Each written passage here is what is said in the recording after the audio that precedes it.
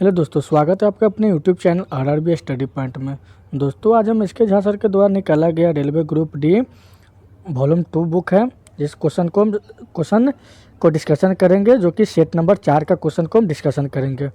और दोस्तों, मैंने 1 से लेकर के 3 तक क्वेश्चन को डिस्कशन कर चुके हैं। अगर आप लोग नहीं देखे हैं तो प्लेलिस्ट बना हुआ है, वहाँ से देख लीजिए। नहीं तो आपके आई बटन पे उसका लिंक दिख रहा है, वहाँ से भी आप जा करके देख सकते हैं। और मैं इस वीडियो के डिस्क्रिप्शन में भी लिंक डाल दूंगा प्लेलिस्ट का, वहाँ से जा करके देख सकते हैं। और दोस्तों, अगर आप इस चैनल पर नए हैं तो चैनल को सब्सक्राइब, लाइक और बेल आइकन प्रेस कर दें, ताकि मैं जब भी वीडियो अपलोड करूँ तो सबसे पहले आप तक नोटिफिकेशन पहुँच जाए। और दोस्तों, आप अभी तक हमारे टेलीग्राम चैनल से नहीं जुड़े हैं तो टेलीग्राम चैनल से जुड़ जाइए। वहाँ पे सभी वीडियो का PDF मिलता रहता है, और रोज़ शाम को 8:30 से क्विज होता है, तो वहाँ पे क्विज भी लगा सकते हैं। तो चलिए फ्रेंड, वीडियो को स्टार्ट करते हैं। देखते हैं पहले क्वेश्चन से।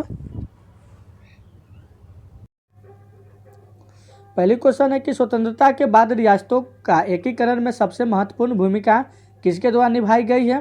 तो निभाई गई है सरदार वल्लभ भाई पटेल के द्वारा। किसके द्वारा? सरदार वल्लभ भाई पटेल के द्वारा। और पंडित जवाहरलाल नेहरू का जन्म कब हुआ था? तो पंडित जवाहरलाल नेहरू का जन्म हुआ था 14 नवंबर 1889 को हुआ था।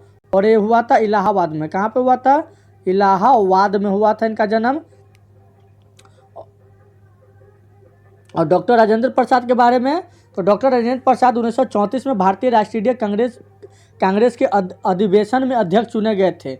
और कहाँ पे चुने गए थे? तो मुंबई में चुने गए थे। कहाँ पे चुने गए थे? मुंबई में चुने गए थे। या कब चुने गए थे? तो 1942 में भारतीय राष्ट्रीय कांग्रेस के अधिवेशन के अध्यक्ष चुने गए थे। अगली क्वेश्चन देखते हैं। अगली क्वेश्चन दूसरा नंबर की हर्षवर्धन की राजधानी कहाँ थी? हर्षवर्धन की राजधानी कहाँ थी? तो हर्षवर्धन की राजधानी है तो कंजौन है। कहाँ है? कंजौन में इसकी राजधानी है। हर्षवर्धन की राजधानी कहाँ पे है? तो कंजौन में इसकी राजधानी है। तो ये दोस्तों, अगली क्वेश्चन देखते हैं। तीसरा नंबर क्वेश्चन है कि 1922 ईस्वी में महात्मा गांधी ने असहयोग आंदोलन क्यों वापस लिया? 1922 ईस्वी में महात्मा गांधी ने असहयोग आंदोलन क्यों वापस लिया है? तो वापस लिए हैं कब, क्यों? तो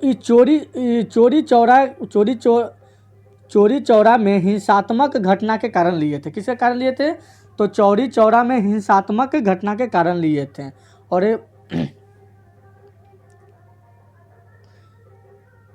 चलिए फ्रेंड, अगली क्वेश्चन देखते हैं।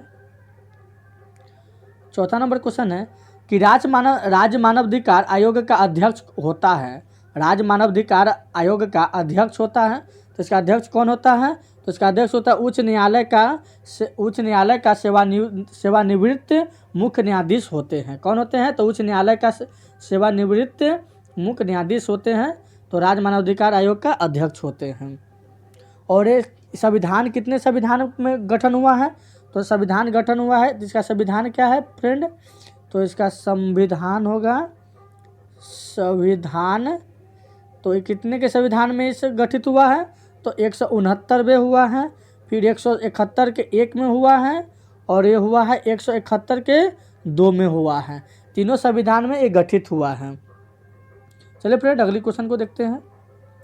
अगली क्वेश्चन है 5वां नंबर कि निम्नलिखित में से कौन सा संविधान सभा की व्यापार समिति के व्यवस्था के पहले अध्यक्ष थे? निम्नलिखित में से कौन संविधान सभा की व्यापार समिति के व्यवस्था के पहले अध्यक्ष थे? तो कौन थे? तो कौन थे? कन्हैयालाल मणिकलाल मुंशी। कौन थे? कन्हैयालाल मणिकलाल मुंशी थे, जो कि ऑप्शन सी में दिया हुआ है। कहाँ पे दिया हुआ है? ऑप्शन सी में दिया हुआ है। और ये जवाहरलाल नेहरू क्या थे? तो जवाहरलाल नेहरू जो थे 31 दिसंबर 1929 को रात 12 बजे जवाहरलाल नेहरू ने रावी नदी के तट पर नवगृहित तिरंगा फहराया था। कौन तिरंगा फहराया था? तो नवगृहित तिरंगा। कौन तिरंगा? तो नवगृहित तिरंगा फहराया था। और कहाँ पे फहराए थे? तो रावी नदी के निकट। कहाँ पे? रावी नदी के निकट पे फहराए थे। कब फहराए थे? तो फहराए थे 31 दिसंबर को। कब? 31 दिसंबर 1929 को फहराए थे। कब कितने टाइम में? तो 12 बजे को फहराए थे, रात के 12 बजे। कब दोस्तों? तो रात के 12 बजे ये फहराए थे। और सचिनंदन सिंह जो है, सचिनंदन सिंह के बारे में, तो सचिनंदन सिंह जो थे वो संविधान सभा के प्रथम अध्यक्ष थे। कौन थे? संविधान सभा के प्रथम अध्यक्ष कौन थे? तो सचिनंदन सिंह थे। कौन थे फ्रेंड? सचिनंदन सिंह थे, सिन्हा थे, जो कि संविधान सभा के प्रथम अध्यक्ष थे। अगले क्वेश्चन देखते हैं। छठा नंबर क्वेश्चन है कि पर्यावरण संरक्षण अधिनियम कब पारित किया गया था? पर्यावरण संरक्षण अधिनियम कब पारित किया गया था? तो पारित किया गया था 1986 में किया गया, 1986, वर्ष 1986 में किया गया था। कब किया गया था? तो 1986 में किया गया था। और भारतीय संविधान के अनुच्छेद 253 के तहत पारित किया गया था। कितने किया गया था? तो 253 के तहत पारित किया गया था। कितना संविधान के द्वारा दोस्तों? तो 253 के संविधान अनुच्छेद के द्वारा पारित किया गया था, पारित किया गया था। चलिए फ्रेंड अगली क्वेश्चन देखते हैं। 7वां नंबर है कि लेटेराइट मृदा आयरन और डैश से भरपूर है। लेटेराइट मृदा आयरन और डैश से भरपूर है। किससे भरपूर है? तो एल्युमिनियम से भरपूर है। किससे भरपूर है? एल्युमिनियम से भरपूर है। चलिए फ्रेंड अगली क्वेश्चन देखते हैं। 8वां नंबर प्रश्न को देखते हैं। भारत में निम्नलिखित में से कौन सी नदी पश्चिम की ओर बहती है?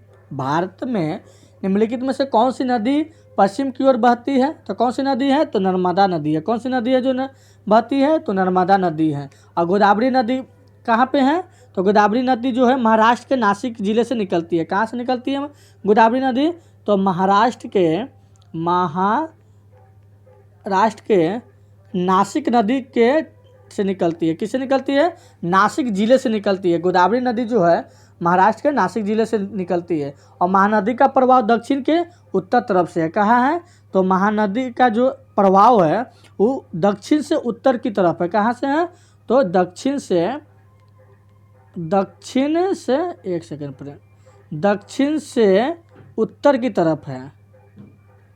सही दोस्तों अगले क्वेश्चन को देखते हैं।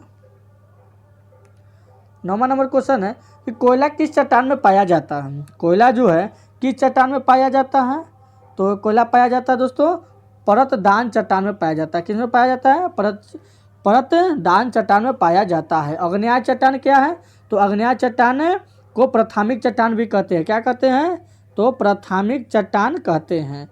अग्न्याय चट्टान को क्या कहते हैं? तो प्राथमिक चट्टान कहते हैं। अग्न्याय चट्टान को क्या कहते हैं? तो प्राथमिक चट्टान कहते हैं। चलिए फ्रेंड अगली क्वेश्चन को देखते हैं। 10वां नंबर क्वेश्चन है कि नागार्जुन सागर बांध किस नदी पर बनाया गया है? नागार्जुन सागर बांध जो किस नदी पर बनाया गया है? तो बनाया गया है कृष्णा नदी पर। कृष्णा नदी कहाँ? तो आंध्र प्रदेश में। कहाँ पे फ्रेंड? आंध्र प्रदेश में बनाया गया है। और उसके बाद कि दोस्तों अगली क्वेश्चन क्या है? और चंबल नदी जो है, चंबल नदी कहाँ पे है? तो राजस्थान में है। कहाँ पे है? चंबल नदी राजस्थान में। जो उस पर क्या कौन सा परियोजना बनाया गया है? तो गंगा सागर परियोजना बनाया गया है। कौन सा बनाया गया है? तो गंगा सागर परियोजना बनाया गया है। गंगा सागर परियोजना किस नदी पे बनाया गया है? तो चंबल नदी पे बनाया गया है। कहाँ पे? चंबल नदी जो कि राजस्थान में है। कहाँ पे है चंबल नदी? तो राजस्थान में है। अगली प्रश्न है कि भारत में आयकर है। भारत में आयकर है तो भारत में आयकर कैसा है? तो प्रत्यक्ष और अनुपातिक होता है। क्या होता है? प्रत्यक्ष और एवं अनुपातिक होता है। क्या होता है? प्रत्यक्ष और अनुपातिक होता है, जो कि ऑप्शन ए में दिया हुआ है। और आयकर अधिनियम में कुल कितनी धाराएं हैं? तो आयकर अधिनियम में कुल धाराएं कितना है? तो 298 है। कितना है? 298 धाराएं हैं। और अनुसूची कितना है? तो अनुसूची है 15 है। कितने दोस्तों हैं? तो 15 अनुसूची है। और धाराएं कितना है? तो 298 है। और भारत में आयकर कितना है? तो प्रत्यक्ष एवं अनुपातिक है। चलिए फ्रेंड अगली क्वेश्चन को देखते हैं। 12 नंबर क्वेश्चन के निम्नलिखित में से कौन सा उपाय मुद्रास्फीति को नियंत्रित करने में किया जा सकता है? निम्नलिखित में से कौन सा उपाय मुद्रास्फीति को नियंत्रित करने में किया जा सकता है?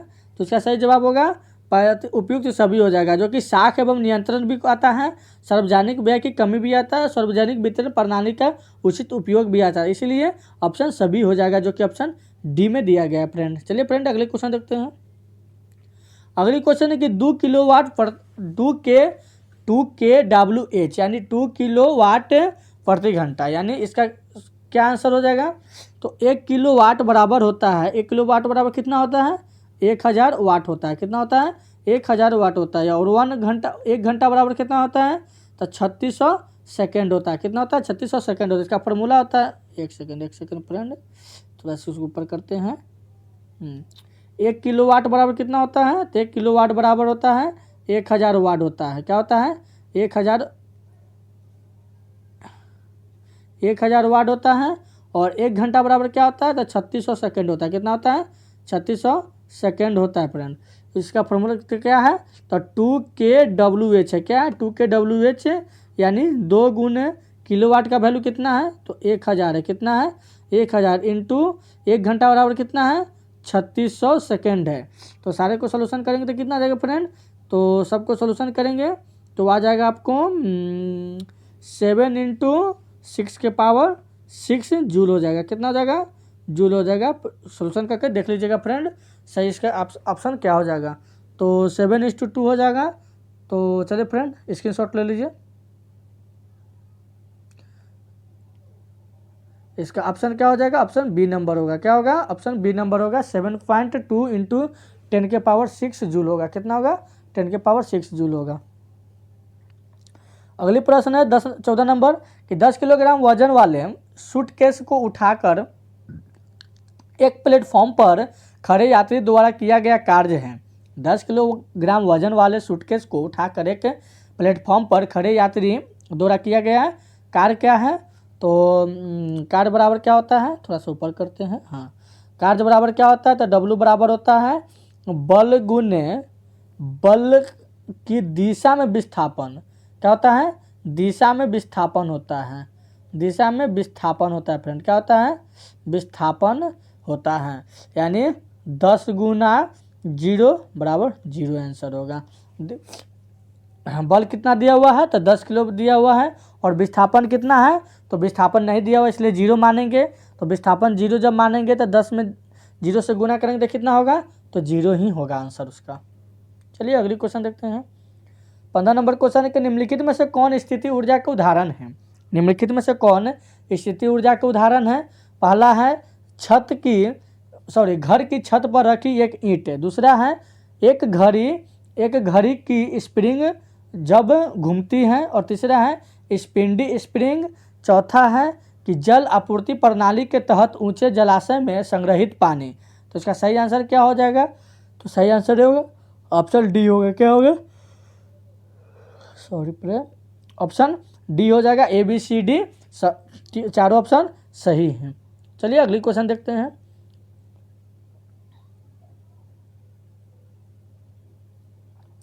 सोलह नंबर की 25 डिग्री सेल्सियस पर विभिन्न माध्यमों में ध्वनि की चाल के बारे में निम्नलिखित में से कौन से कथन सही या गलत है।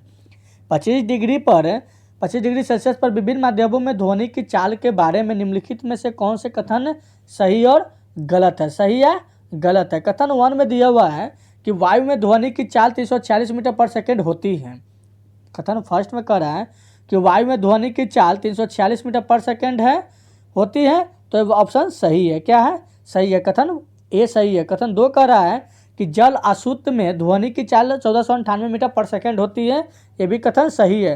तो कथन जब 1 और 2 दोनों सही है इसलिए ऑप्शन इसका सही हो जाएगा। क्या, ऑप्शन बी नंबर होगा। क्या होगा, ऑप्शन बी। ए और बी दोनों सही हैं। अगली क्वेश्चन देखते हैं।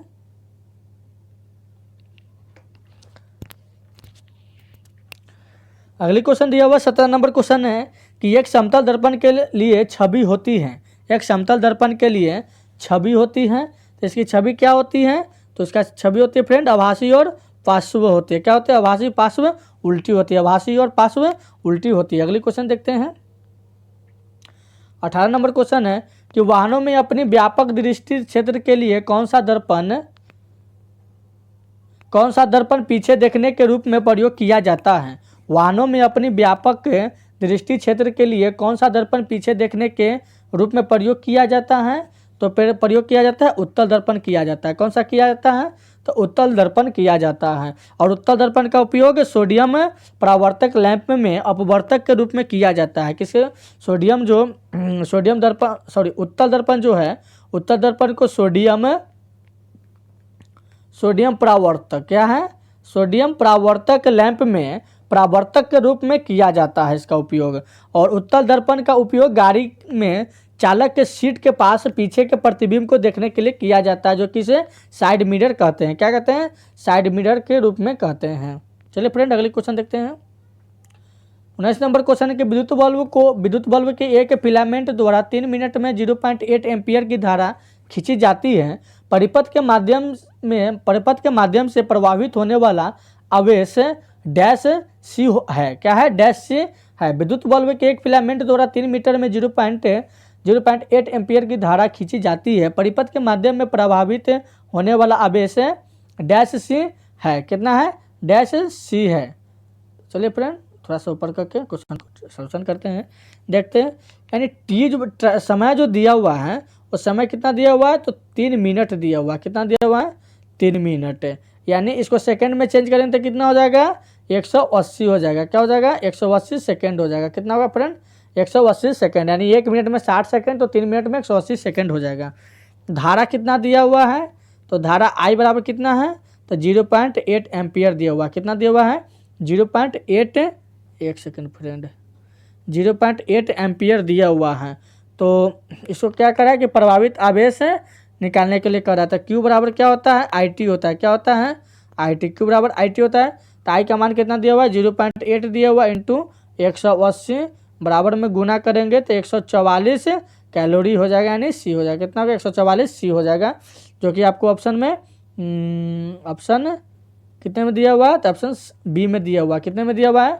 ऑप्शन बी में इसका सही आंसर दिया हुआ है। चलिए फ्रेंड, अगली क्वेश्चन देखते हैं। 20 नंबर क्वेश्चन है कि एक विद्युत बल्ब के फिलामेंट में 8 मीटर के लिए 0.5 एम्पियर की विद्युत धारा प्रवाहित होती है। विद्युत धारा के माध्यम से प्रवाहित होने वाला विद्युत आवेश कितना होगा? तो कितना होगा? तो धारा निकालना, धारा बराबर क्या होता है? धारा बराबर होता है कि आवेश अब बटा में समय होता है। क्या होता है? आवेश बटा में समय। यानी धारा कितना का दिया हुआ है?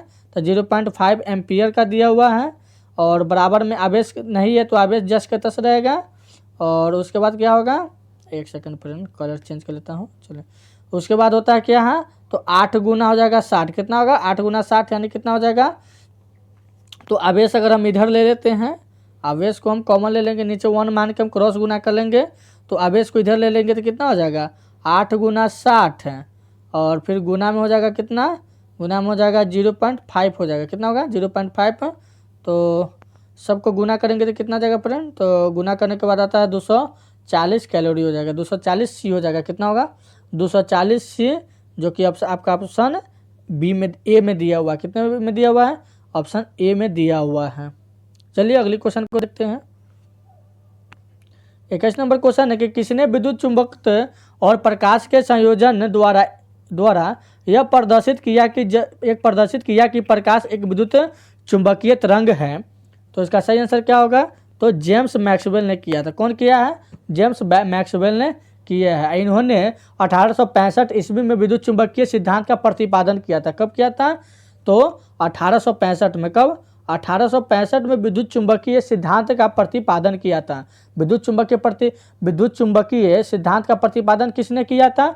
तो जेम्स क्लर्क मैक्सवेल ने किया था। किसने किया था? तो जेम्स मैक्सवेल ने किया था। और कब किया था? 1865 ईस्वी में किया था। और दृश्य प्रकार एक्स किरणें और वाई किरणें, रेडियो तरंग आदि सभी विद्युत चुंबकीय है। क्या है? तो सभी विद्युत चुंबकीय कौन कौन है? तो दृश्य प्रकाश और एक्स किरणें और वाई किरणें, रेडियो तरंग सभी आदि सभी जो है वो विद्युत चुंबकीय तरंग हैं। चलिए फ्रेंड, अगले क्वेश्चन को देखते हैं। 22 नंबर क्वेश्चन दिया हुआ है कि परमाणु संलयन प्रतिक्रियाएं स्वचालित रूप से होती है। परमाणु संलयन प्रतिक्रियाएं स्वचालित रूप से होती है तो क्या होती है? तो सूर्य में होती है। किस में होती है? सूर्य में होती है। चलिए फ्रेंड, अगले क्वेश्चन को देखते हैं। 23 नंबर क्वेश्चन है कि अल्बर्ट आइंस्टीन और सिगमंड फ्राइड ने एक पुस्तक लिखी जिसे शीर्षकृत किया गया था। क्या किया था? शीर्षकृत किया गया था। तो इसका सही जवाब होगा युद्ध क्यों। क्या? युद्ध क्यों इसका सही आंसर हो जाएगा। 24 नंबर प्रश्न है कि निम्नलिखित में से कौन सा एक भौतिक परिवर्तन है। निम्नलिखित में से कौन सा एक भौतिक परिवर्तन है? तो कौन कौन भौतिक परिवर्तन है? तो भौतिक परिवर्तन दूध से दही बनना है। क्या है? दूध से दही बनना। एक सॉरी फ्रेंड्स, सॉरी, पानी का बर्फ में परिवर्तन एक भौतिक परिवर्तन है। क्या है? पानी का बर्फ में परिवर्तन ही एक भौतिक परिवर्तन है। क्या है? भौतिक परिवर्तन है। अगली क्वेश्चन है 25 नंबर क्वेश्चन है फ्रेंड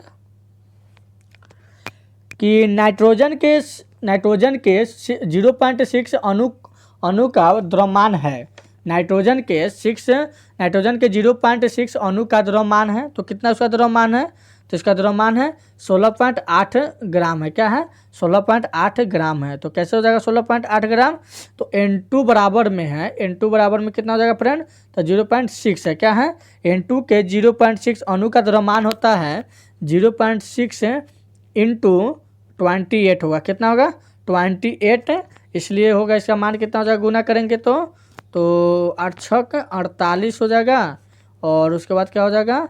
और 6 दूना 12 और 4 16 हो जाएगा। कितना हो जाएगा? 16 हो जाएगा, यानी 16.8 ग्राम हो जाएगा। कितना हो जाएगा? 16.8 ग्राम हो जाएगा। 26 नंबर क्वेश्चन है कि निम्नलिखित में से क्या धातुओं की भौतिक गुण नहीं है। निम्नलिखित में से क्या धातुओं का भौतिक गुण नहीं है?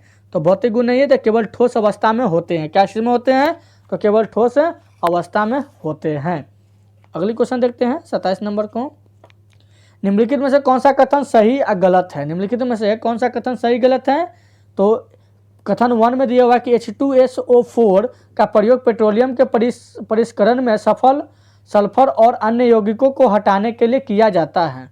और दूसरा में बी में दिया हुआ है कि सोडियम हाइड्रोक्साइड NaOH की मूल प्रकृति हाइड्रोजन के आयनों की उपस्थिति के कारण होता है। तो इसका सही जवाब क्या होगा?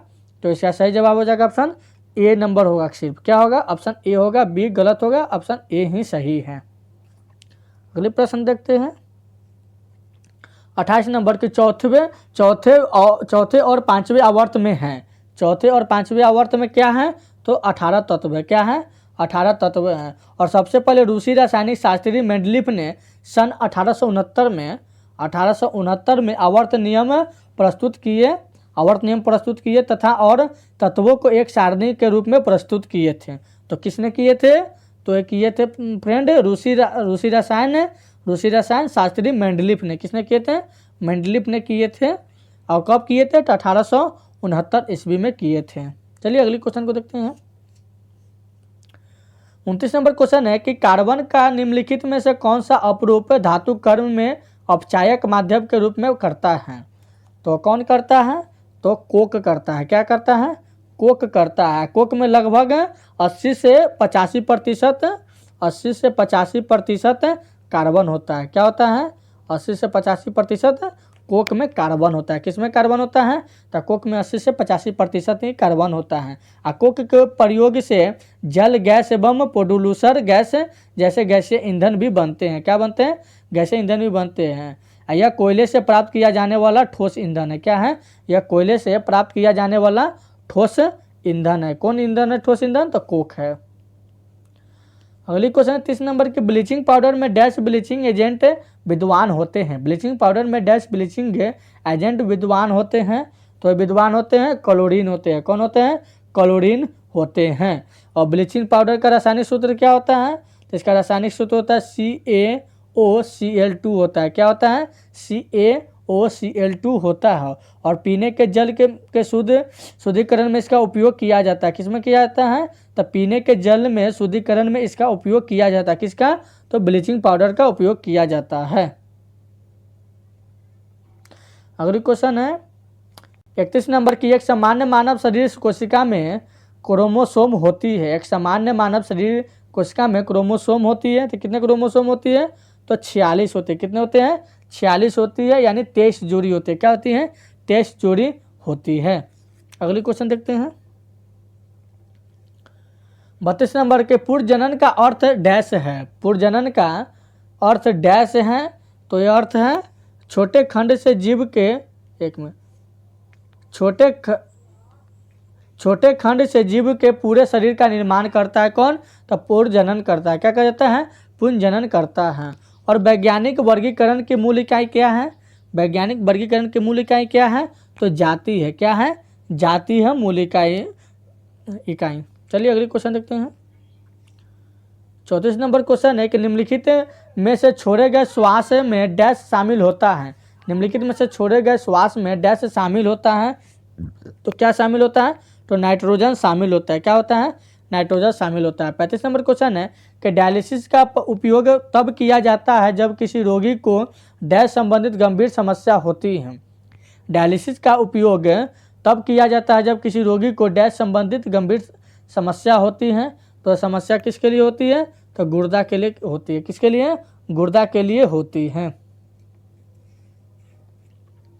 निम्नलिखित में से कौन सी एक प्रजनन कोशिका है? निम्नलिखित में से कौन सी एक प्रजनन कोशिका है? तो युग्मक है। क्या है? युग्मक जो है प्रजनन कोशिका है। और मनुष्य में अंततः क्या पाए जाते हैं? तो निषेचन पाया जाता है। क्या पाया जाता है? निषेचन पाया जाता है। चलिए फ्रेंड अगली क्वेश्चन देखते हैं। मानव शरीर की दवाओं के क्रियान्वयन के संदर्भ में निम्नलिखित का मिलान करें। क्या करें? निम्नलिखित का मिलान करें। 1 नंबर में दिया हुआ है कि रिसेप्टरोस। क्या है? रिसेप्टरोस है। तो रिसेप्टरोस किस में मिलेगा? तो रिसेप्टर्स क्या होगा? क्या होगा? प्रोटेन्स होगा। क्या होगा? प्रोटेन्स होगा। उसके बाद है इंजाइम्स। क्या है? इंजाइम्स। इंजाइम्स को कौन होगा? तो इंजाइम्स क्या होगा? कैस्टलाइज्ड होगा। क्या होगा? कैस्टलाइज्ड होगा। और तीसरा में दिया हुआ है कि ट्रैंक्विलाइज होगा। तो किसका होगा? ये बी का ही आंसर होगा। तो एक का सी यानी एक इस समय तो है ही नहीं, एक का सी तो गलत ही है। और क्या होगा? तो ऑप्शन ए ही बचा, तो ऑप्शन ए ही सही होगा। चलिए फ्रेंड अगली क्वेश्चन को देखते हैं। माधव सिंह सोलंकी का निधन हो गया, ये कौन थे? माधव सिंह सोलंकी का निधन हो गया, ये कौन थे? तो ये थे राजनीतिक थे। कौन थे? राजनीतिक थे। और इनका निधन कब हुआ था? तो 1991 में हुआ था इनका निधन। चलिए फ्रेंड अगले क्वेश्चन देखते हैं। किस देश ने भारत के कोविड राहत प्रयासों के लिए 2113 करोड़ ऋण देने की घोषणा की है? किस देश ने भारत को कोविड राहत प्रयासों के लिए 2113 करोड़ ऋण देने की घोषणा की है? तो कौन किया घोषणा? तो जापान ने किया है। कौन देश किया है? जापान किया है। कौन किया फ्रेंड? तो जापान किया है। चलिए फ्रेंड अगले क्वेश्चन देखते हैं।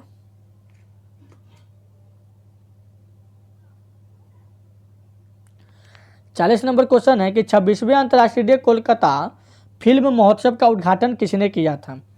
26वें अंतर्राष्ट्रीय कोलकाता फिल्म महोत्सव का उद्घाटन किसने किया है? तो ये किया है ममता बनर्जी किया है। कौन किया है? ममता बनर्जी किया है, जो कि वर्तमान में बंगाल के कोलकाता के मुख्यमंत्री है। कौन है? कोलकाता के मुख्यमंत्री हैं। चलिए फ्रेंड अगले क्वेश्चन 41 नंबर क्वेश्चन है फ्रेंड कि 16वें प्रवासी भारतीय दिवस के अवसर पर किस पुस्तक का विमोचन हुआ है? तो किस पुस्तक का विमोचन हुआ है? तो मोदी इंडिया कॉलिंग 2021 के विमोचन हुआ है। किसका हुआ है?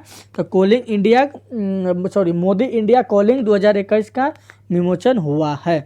चलिए फ्रेंड अगली क्वेश्चन को देखते हैं। और ये जो पुस्तक है फ्रेंड ये कितने पृष्ठ का है? तो 450 पृष्ठ के होंगे। कितने पृष्ठ के हैं? तो 450 पृष्ठ के होंगे। और जिसमें कि पीएम मोदी का हजारों तस्वीरें होंगे। कितने होंगे? तो पीएम मोदी का हजारों तस्वीरें इस पर छपे होंगे। चलिए फ्रेंड अगली क्वेश्चन देखते हैं। 42 नंबर क्वेश्चन है कि इरेडा ने किसके साथ ग्रीन एनर्जी परियोजना के लिए हाथ मिलाया है? तो मिलाया है किसके लिए? तो NHPC के लिए। किसके लिए? एनएचपीसी के लिए। और एनएचपीसी के सीडीएम कौन है? तो अभय कुमार सिन्हा है। कौन है? अभय कुमार सिन्हा है। एनएचपीसी के सीडीएम कौन है? तो अभय कुमार सिन्हा है। और तो कोई नहीं है। चलिए फ्रेंड अगले क्वेश्चन को देखते हैं। 43 नंबर क्वेश्चन है कि भारत की 7वीं व्यापार नीति समीक्षा टीपीआर का समाप्त कहाँ हुआ है? भारत की 7वीं व्यापार नीति समीक्षा टीपीआर का समापन कहाँ हुआ है? तो इसका समापन हुआ है संसद में हुआ पे। कहाँ पे हुआ था? संसद में हुआ था इसका समापन। चलिए अगली क्वेश्चन देखते हैं। नहीं फ्रेंड गलती है, ये WTO में हुआ था। कहाँ पे हुआ था? WTO में हुआ था। सॉरी फ्रेंड, इसका सही जवाब होगा WTO हो जाएगा, जो कि एक ऑप्शन नंबर ए में हुआ था। टीपीआर का समापन कहाँ हुआ था? WTO में हुआ था। चलिए फ्रेंड अगले क्वेश्चन को देखते हैं। 44 नंबर है, सरकार ने NFHS